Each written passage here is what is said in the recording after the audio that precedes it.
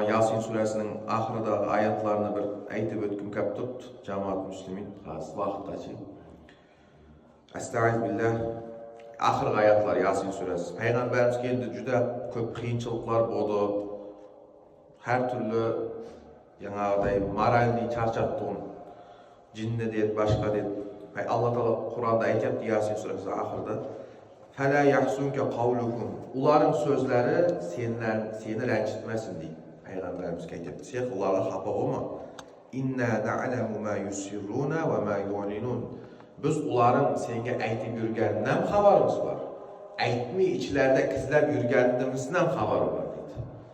Yani senga ishlayotgan hasadlari, senga ishlayotgan qulluqlari, her türlü seni moralni charchatadigan so'zlari, jinni deyishlari, boshqa deyishlarini hammasidan bizning xabarimiz bor.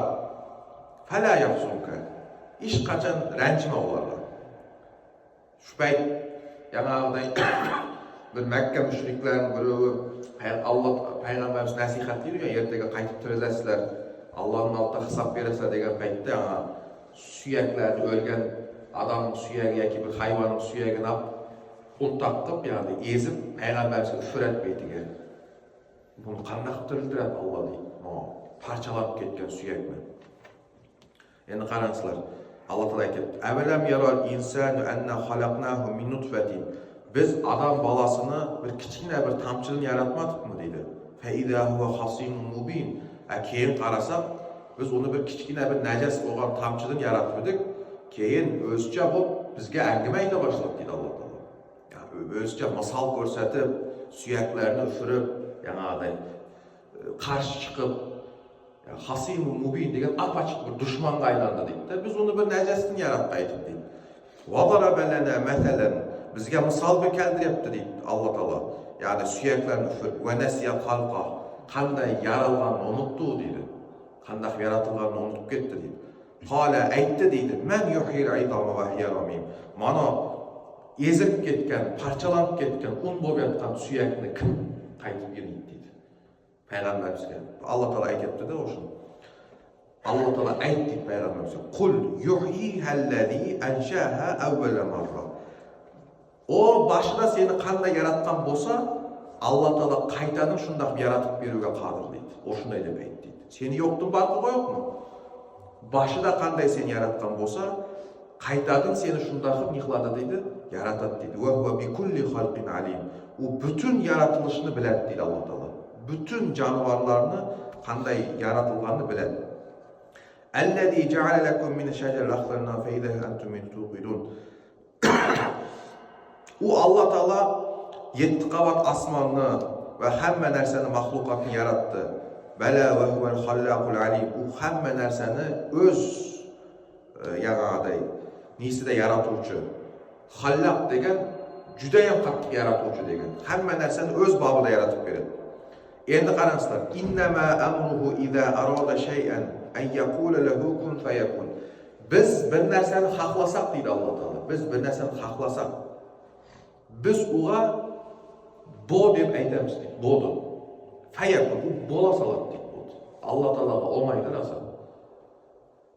Allah Teala bir narsani xohlasa, biz uga ne deb aytamiz deydi Allah Teala?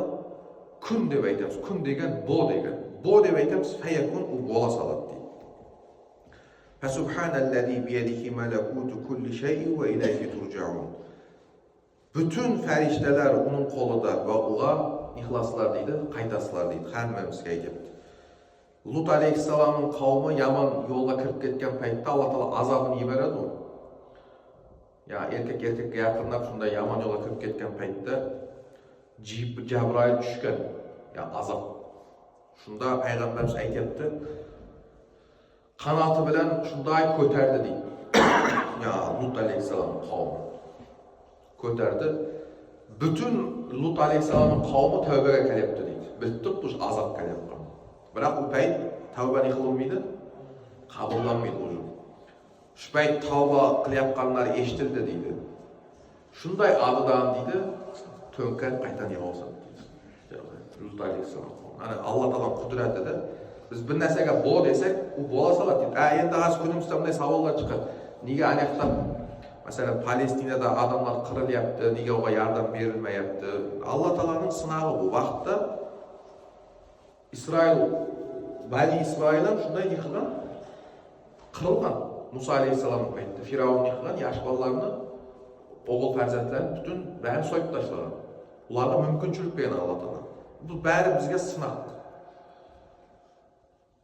Dersini alar eken degen maksatda. Keyin yıkıdı, kurtup ettiler. Yani Derya'nı ikiye yaptıdan bütün Firavun'un nakasını, Allah'ın düşmanlarını şeyde garip Firavun'a koşup.